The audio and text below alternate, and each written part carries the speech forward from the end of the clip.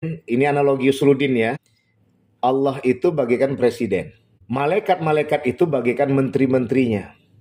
Dan nanti yang menjadi utusan dan nabi, itulah nanti para gubernur, wali kota, bupati, camat, lurah, dan segalanya. Dengan memegang koridor kitab atau peraturan. Ini kita orang Usuluddin, Ustaz menjelaskan biar adik-adik paham. Ternyata Islam itu udah mengajarkan ke sana. Dari mana Ustadz kok bisa ada skema tentang kepemimpinan? Kok ada presiden, ada menteri, gubernur, ada bupati, ada wali kota, ada camat, ada lurah.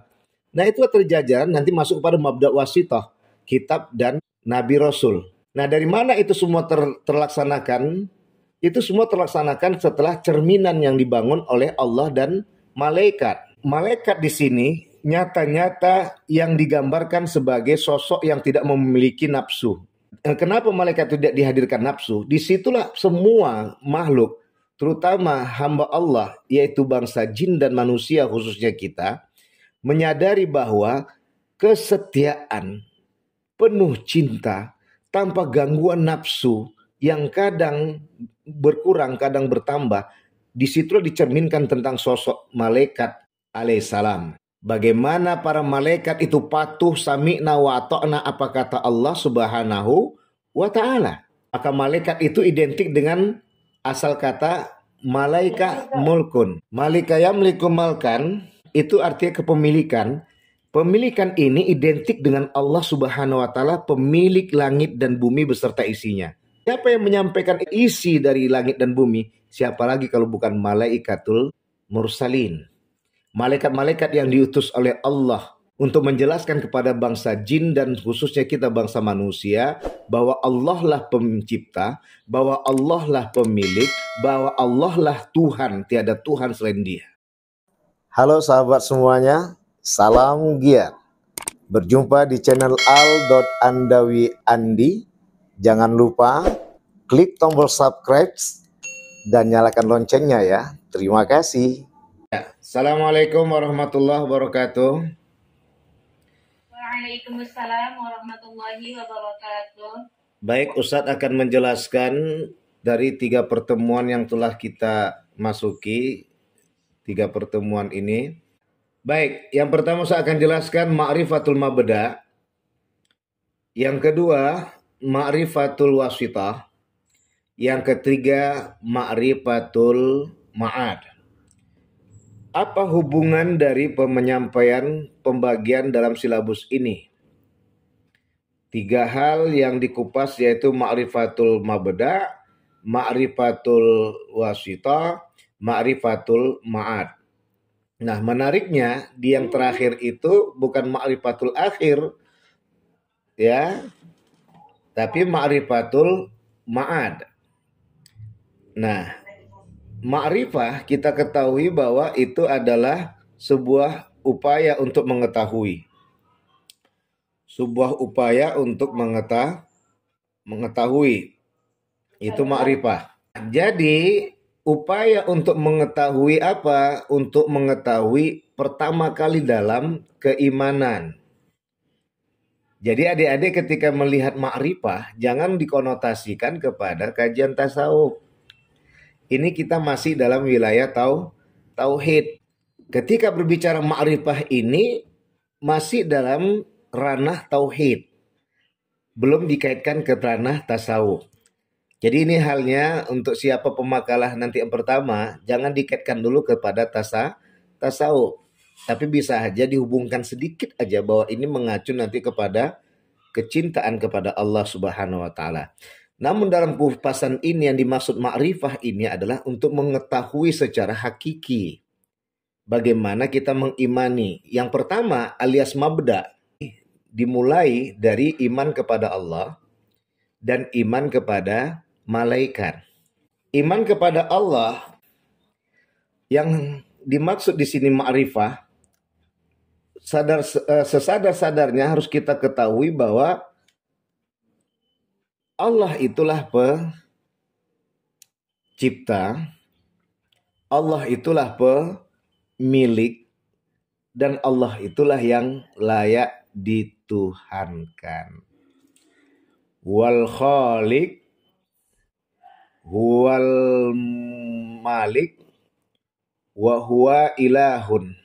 Dialah Allah pencipta, dan dialah Allah pemilik ciptaan, dan dialah Allah yang layak dituhankan. Maka dijelaskan kepada kita semua dalam mabda' pertama, yaitu tentang mengimani Allah, bahwa Allah itulah yang menciptakan segala-galanya. Bukan para pemimpin, bukan para orang kaya, dan bukan para orang ekonom yang sukses dalam manage usahanya. Semua ini adalah Allah yang Maha Kuasa. Dengan kajian doa surga, yaitu la haula wala quwata illa billahil alil azim. Tidak ada daya dan kuasa kecuali Allah yang Maha Kuasa. Maka semua berdayaan dan kekuasaan Allah, sehingga seseorang yang berilmu, seseorang yang kedua dengan lanjutkan dengan seseorang yang memimpin dengan keadilan, yang ketiga seseorang yang usaha sukses dengan dermawan, dan yang keempat adalah seseorang miskin yang dengan doanya dapat banyak kemakbulan. Ini yang dimaksud oleh Rasulullah kiwamud dunya bi arba'atil asya. Tegaknya kokohnya dunia itu dengan 4 kriteria. Bi ilmil ulama, wa adil umara, wa sakhatiyatil agniya, wa da'watil fuqara. Itu yang saya jelaskan tadi. Ilmunya para ulama, kemudian keadilan pemimpin, yang ketiga kedermawanan orang kaya, yang keempat doa mustajabahnya orang miskin. Nah, ini yang dimaksud dengan daya dan kuasa Allah, semua itu hadir. Dah, selesai kita mengenal Allah. Maka di sini tadi menempatkan tidak akan ada lagi orang yang anggar-anggar dan penuh kesombongan, karena dia setelah mengetahui tentang mabda'ul awal, mabda' pertama, yaitu mengimani Allah. Allah, siapa Allah? Sang pencipta. Siapa Allah? Sang pemilik. Siapa Allah? Yang layak dituhankan. Maka la ilaha illallah. Yang kedua, mabda'ul atsani, mabda' atsani, ma'rifatul mabda' atsani, mengetahui tentang pertama, tentang keimanan. Yang kedua adalah malaikat. Banyak dalil yang menjelaskan tentang bagaimana malaikat itu adalah sebagai sosok yang menjadi menterinya Allah. Hal inilah yang nanti dilanjutkan oleh para kerajaan dan republik serta kepemimpinan di dunia, bahwa ada presiden. Ini analogi Usuluddin ya. Allah itu bagaikan presiden. Malaikat-malaikat itu bagaikan menteri-menterinya. Dan nanti yang menjadi utusan dan nabi, itulah nanti para gubernur, wali kota, bupati, camat, lurah, dan segalanya. Dengan memegang koridor kitab atau peraturan. Ini kita orang Usuluddin, Ustaz menjelaskan biar adik-adik paham. Ternyata Islam itu udah mengajarkan ke sana. Dari mana Ustadz kok bisa ada skema tentang kepemimpinan? Kok ada presiden, ada menteri, ada gubernur, ada bupati, ada wali kota, ada camat, ada lurah. Nah, itu terjajar nanti masuk pada mabda' wasithah, kitab dan nabi rasul. Nah, dari mana itu semua terlaksanakan? Itu semua terlaksanakan setelah cerminan yang dibangun oleh Allah dan malaikat. Malaikat di sini nyata-nyata yang digambarkan sebagai sosok yang tidak memiliki nafsu. Kenapa malaikat tidak dihadirkan nafsu? Disitulah semua makhluk, terutama hamba Allah, yaitu bangsa jin dan manusia khususnya kita, menyadari bahwa kesetiaan, penuh cinta, tanpa gangguan nafsu, yang kadang berkurang, kadang bertambah. Disitulah dicerminkan tentang sosok malaikat alaihissalam. Bagaimana para malaikat itu patuh, sami'na wa ata'na, apa kata Allah subhanahu wa ta'ala. Maka malaikat itu identik dengan asal kata malaika mulkun. Malika yamliku malkan, itu artinya kepemilikan. Pemilikan ini identik dengan Allah Subhanahu wa taala, pemilik langit dan bumi beserta isinya. Nah, siapa yang menyampaikan isi dari langit dan bumi? Siapa lagi kalau bukan malaikatul mursalin. Malaikat-malaikat yang diutus oleh Allah untuk menjelaskan kepada bangsa jin dan khususnya kita bangsa manusia bahwa Allah lah pencipta, bahwa Allah lah pemilik, bahwa Allah lah Tuhan, tiada Tuhan selain Dia. Nah, posisi malaikat itu tidak bernafsu, di situ tadi kajiannya tidak ada pertentangan, tidak ada perdebatan, tidak ada penolakan. Semua mengatakan sami'na wa ata'na. Dengan kekuatan akal mereka, mereka kadang melakukan pertanyaan kepada Allah tanpa ada mereka untuk niat mencoba Allah, untuk niat menjatuhkan Allah, untuk niat menjelekkan Allah. Akal yang diberikan Allah kepada malaikat adalah untuk menghidupkan, bahwa Allah menyatakan silakan kalian untuk bertanya kalau ada yang bingung. Silakan kalian bertanya kalau ada yang belum paham.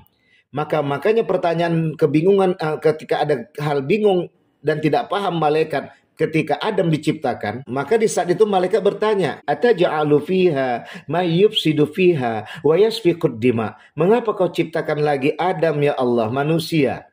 Pemimpin maksudnya.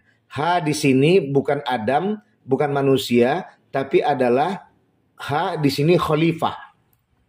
Pemimpin. Mengapa kau ciptakan pemimpin ya Allah? Sebelumnya ada kepemimpinan yang dibawa oleh bangsa jin dan telah terjadi pertumpahan darah. Maka di saat itulah Allah jelaskan kepada malaikat.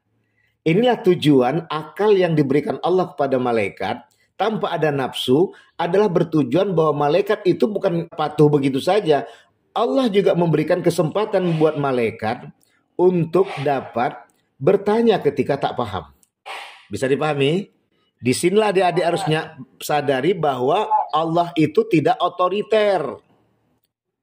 Allah itu tidak diktator. Allah itu sangat terbuka dengan ciptaannya. Dan Allah tidak mau ciptaannya itu tidak memiliki kecerdasan. Nah, ini yang diberikan kepada malaikat. Maka malaikat ini dengan cinta, dengan keyakinan, tanpa ada keraguan, tanpa ada penolakan, dengan penuh ketaatan, malaikat ini mengatakan sami'na wa ta'na. Apa tujuannya ini ditampilkan Ustadz? Disitulah nantinya, masuk nanti ma'rifatul ma'ad, bahwa jin dan manusia khususnya taatlah seperti taatnya malaikat. Maka dikatakan kalau manusia itu bagus, taat pada Allah dan Rasulullah, lebih bagus daripada malaikat. Tapi kalau manusia dan jin itu tidak taat kepada Allah dan Rasulullah, lebih buruk daripada binatang atau daripada iblis. Sampai iblis mengatakan, gini-gini, iblis itu diciptakan menggoda kalian, tidak pernah aku tidak mengakui Allah itu Tuhan. Kalian masih bisa mengatakan bahwa harta itu Tuhan, bahwa tahta itu Tuhan.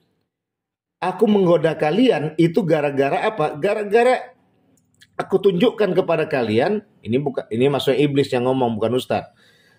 Iblis tunjukkan kepada kalian bahwasanya kalian itu tidak betul-betul mencintai Allah. Hanya orang yang betul-betul ikhlas mencintai Allah, dia tidak tergoda dengan harta dan tahta. Nah, disitulah iblis tadi menyatakan bencinya dengan kita, ya, dan tertampilkanlah bahwa kita itu tidak benar-benar mengimani Allah. Inilah tujuan tauhid dengan ma'rifatul mabda, mengimani Allah dan mengimani malaikat. Jadi intinya dari ma'rifatul mabda bahwa hadirnya Allah dalam makrifat ini menunjukkan bahwa Allah sebagai pencipta, Allah sebagai pemilik, Allah lah yang layak dituhankan.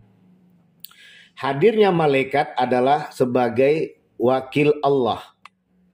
Menunjukkan kepada kita cerminan bahwa disitulah kalau ingin menjadi wakil Allah, jadilah seperti malaikat. Kenapa? Tidak pernah ada perdebatan, tidak ada pernah ada penolakan, tidak ada pernah ada keraguan kepada Allah. Hanya adalah cinta yang besar dan penuh ketaatan. Makanya malaikat tidak ada nafsu. Nah, kenapa kita lebih bagus daripada malaikat ketika kita taat pada Allah dan Rasulullah lebih tinggi? Karena kita didorong dengan kelebihan nafsu, maka mengalahkan posisi malaikat. Maka dikatakan ketika manusia dan jin, khususnya manusia, hamba Allah, yang betul-betul mencintai Allah dan Rasulnya, maka di saat itu akan lebih tinggi derajatnya daripada malaikat. Di mana kajiannya? Karena ada dorongan nafsu, membuat dia semakin meningkatkan diri untuk mencintai Allah. Ketaatan malaikat terkalahkan oleh manusia yang mentaati Allah dan Rasulnya. Itulah yang didorong oleh nafsu. Nah, itu yang kedua. Yang pertama tadi saya katakan, kenapa malaikat itu tidak bernafsu? Karena ingin menunjukkan, wahai para hamba-hambaku, kata Allah, baik dari bangsa jin dan manusia, khususnya bahwa janganlah kalian berdebat itu gara-gara nafsu kalian. Tapi berdebatlah kalian gara-gara akal kalian yang tidak paham apa itu. Ragu apa itu. Maka tanyakanlah dengan hati yang bersih. Itulah yang dilakukan oleh malaikat. Selesai ma'rifatul mabda. Sekarang kita pindah kepada ma'rifatul wasithah. Ma'rifatul wasithah adalah masuk pada rukun iman yang ketiga dan keempat. Apa itu rukun iman ketiga dan keempat? Yaitu kitab dan rasul. Meningkat kita kepada kitab dan rasul. Kitab tadi adalah kalamullah. Baik dari kitab Taurat, Jabur, Injil, dan semuanya terkontaminasi dari umat-umat sebelumnya, maka masuklah penyempurna yang keempat yaitu kitab Al-Quran. Ma'rifatul mabda, ma'rifatul wasithah, ma'rifatul ma'ad, ini adalah semua pasangan. Pasangan yang nggak bisa dipisahkan. Tadi pasangan pertama sudah saya jelaskan, Allah dan malaikat. Pasangan kedua adalah kitab dan rasul. Ketika berbicara tentang kitab, pasti tidak lepas dari kajian Nabi dan Rasul. Ketika berbicara Nabi dan Rasul, pasti tidak lepas dari kajian kitab. Artinya apa? Siapapun yang menjadi Nabi dan Rasul, itu semua kenabian dan kerasulannya tidak luput dari kalamullah. Baik itu Taurat, Jabur, Injil, dan khususnya Al-Quran. Artinya, kalamullah ini tidak boleh diotak-atik, dirobah, dikontaminasi. Maka ketika masuk hadirnya masa Nabi Muhammad di surat Istiqmal, Islam itu sudah hadir di masa Nabi Adam alaihissalam. Namun kesempurnaan Islam itu, inna dina indallahil Islam, itu yang maksud tadi, inna dina indallahil Islam. Sungguh Islam yang di sisi Allah itu adalah Islam yang kita bawa. Inilah agama yang disempurnakan oleh Nabi Muhammad sallallahu alaihi wasallam. Yang pertama maksudnya adalah bahwa Islam dari awal itu sudah ada dari masa Nabi Adam. Yang kedua adalah Islam itu dibersihkan lagi dari kekotoran yang telah merusak dari mulai Injil naik ke atas Jabur, naik ke atas Taurat. Oleh keserakan manusia disebabkan harta yang diributkan dan direbutkan dan tahta yang direbutkan dan diributkan. Di sini kajiannya adik-adik pahami bahwa Ustadz mengambil analogi Nabi dan Rasul itu adalah khalifah. Khalifah, wakil Tuhan yang langsung terjun dalam mengelola alam semesta. Kalau malaikat tadi adalah khalifah, wakil Tuhan yang mengawasi siapa-siapa pengelola alam semesta. Siapa yang diawasi? Kita, manusia. Dan siapa yang kita jadikan teladan? Para nabi dan rasul. Maka dengan sederhana saya katakan, wahai para pemimpin, jangan lepas dari peraturan kitab-kitab Allah Subhanahu wa ta'ala. Maka dia tidak akan luput dari keilmuan yang merujuk kepada kitab-kitab, peraturan Allah dan Rasulullah. Yang kedua, tidak akan lepas dia dari menjadi pemimpin yang adil. Dan dia ketika menjadi orang kaya yang dermawan. Dan ketika dia berada dalam posisi yang miskin, tetap dia mengandalkan doanya. Karena kedekatannya pada Allah, dia akan mendoakan, ya Allah, jadikanlah orang-orang para berilmu itu benar-benar menyampaikan keilmuannya tanpa menghadapkan amplop yang akan merubah positif jadi negatif. Ya Allah, jadikanlah ya Allah para pemimpin itu adil tanpa hanya gara-gara harta dan tahta dia melakukan ketidakadilan. Ya Allah, jadikanlah orang kaya itu menjadi orang kaya dermawan tanpa dia menjadikan orang-orang untuk mengintimidasi siapa yang tak suka bagi lawan bisnisnya. Siapa yang menyelamatkan ini? Doa orang-orang miskin. Ternyata ketika orang miskin itu jadi orang miskin, tidak pesimis dengan kemiskinannya, tapi dia optimis, dia sebagai pemuncak peminta doa agar Allah mengabulkan segala permohonannya. Makanya banyak orang untuk mengambil hati orang miskin. Inilah tadi mabda, ma'rifat al-wasitah. Jadi Nabi dan Rasul Ustadz identikkan dengan para khalifah dan para pemimpin yang harus tidak lepas dari peraturan Allah Subhanahu wa ta'ala, yaitu kitab-kitab. Yang terakhir, ma'rifatul ma'ad. Kenapa ada ma'ad? Itu adalah pertanggungjawaban, janji. Pasangannya adalah qada dan qadar, baru hari kiamat. Padahal rukun iman kelima adalah hari kiamat. Baru yang keenam adalah qada dan qadar. Kenapa kita buat qada dan qadar dulu baru hari kiamat? Di sini menariknya. Qada adalah ketentuan Allah. Qadar adalah kekuasaan Allah. Maka dengan ketentuan Allah tadi inilah orang tidak akan bisa menyatakan bahwa itu ketentuan siapapun. Itu ketentuan Allah. Kalau udah ketentuan Allah, la haula wala quwata illa billah. Haul sama dengan qada, keadaan itu sama dengan ketentuan. Jangan ada lagi yang menolak kalau udah tentuan Allah. Karena Allah itu tidak pernah memberikan kepada hambanya yang buruk-buruk, karena Allah akan memberikan pada hambanya yang baik-baik. Ma asabaka min hasanatin faminallah. An-Nisa 79. Apa-apa yang datang padamu berupa kebaikan itu semua datang dari Allah. Wa ma asabaka min sayyi'atin famin nafsik. Dan apa-apa yang datang padamu berupa keburukan itu datang dari dirimu sendiri. Apa yang buruk itu? Dikala dia bahagia, sombong, dan dikala dia derita, dia putus asa, itulah keburukan. Apa yang disebut dengan baik itu datang dari Allah. Dikala bahagia dia tahu bersyukur, tidak sombong. Dikala derita dia tahu bersabar, tidak putus asa. Ternyata tidak ada keburukan, semua adalah kebaikan. Baik. Nah, inilah qada. Kemudian qadar, kekuasaan Allah. Jadi kalau udah kekuasaan Allah, di situ maka kita nggak masuk akal. Kenapa lah Bapak itu begitu banyak masalah yang menimpa dirinya, tapi Bapak itu tetap dalam keadaan posisi melaksanakan apa yang harus dilaksanakan. Kenapa? Karena dia nyadari bahwa semua ini adalah la haula wala quwata illa billah. Jadi pertanyaan, apakah ada yang mereka orang-orang yang tak melaksanakan kegiatannya? Tidak ada. Ketika dia menyadari la haula wala quwata illa billah. Apakah dia dalam keadaan derita? Apalagi dalam keadaan bahagia. Ketika dalam derita bisa dia mengendalikan dirinya karena dia tahu ini adalah ujian dari Allah. Apalagi dalam keadaan bahagia karena dia tahu ini semua ada pemberian dari Allah. Dia akan mengatakan inna lillah wa inna ilaihi rajiun. Semua ini datang dari Allah, kembali kepada Allah. Baru masuklah hari kiamat. Siapa yang tak taat kepada Allah dan Rasulullah, karena hari kiamat itu berbicara pada dua, surga dan neraka. Kenapa dikiamatkan itu datang? Untuk pertanggungjawaban. Maka tadi sudah pemakalah menjelaskan berawal dari kuburan, masuk penantian. Dalam hal ini, ketika dalam mulai kuburan, penantian, masuk masa kebangkitan, itu semua mau menuju kepada dua jalan. Jalan menuju surga atau jalan menuju neraka. Bagaimana caranya biar kita tidak menuju ke neraka? Laksanakanlah qada dan qadarullah. Imanilah ketentuan dan kekuasaan Allah. Maka insya Allah semua yang akan dilaksanakan itu akan dikerjakan dengan kekuatan. Karena semua itu datang dari ridha Allah yang Maha Rahman. Baik, itu ya.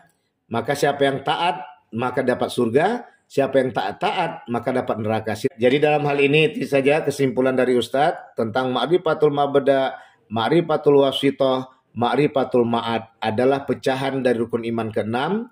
2, 2, 2 jadi sama dengan 6. 2 kali 3 sama dengan 6. Baik, cukup sekian. Pada Allah mahampun, Allahumma fiqil aqwa min thariq. Assalamualaikum warahmatullahi wabarakatuh.